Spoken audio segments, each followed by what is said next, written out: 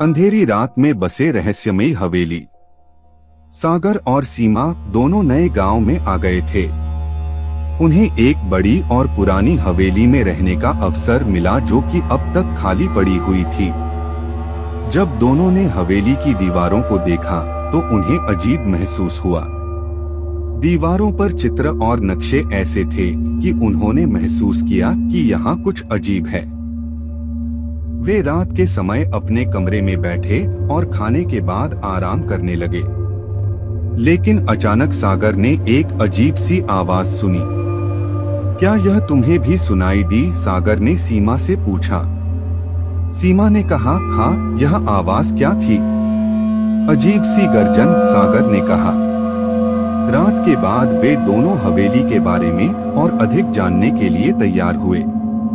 उन्होंने गांव के वृद्ध लोगों से पूछा और जाना कि यह हवेली क्यों अब तक खाली है।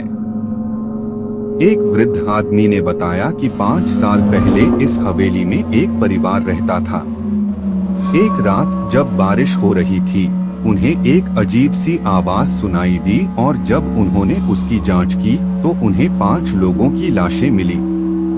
सागर और सीमा अब और भी डर गए और उन्होंने तुरंत फैसला किया कि वे वहां से चले जाएंगे। लेकिन जब वे जाने की तैयारी कर रहे थे, तभी उन्हें एक अजीब सी आवाज सुनाई दी। रहने दो, रहने दो। यह आवाज रिश्ते जुलते कुछ अजीब से थी। सागर ने सीमा को अपने कंधे पर लेकर बोला, हमें यहाँ से निकलना चाहिए।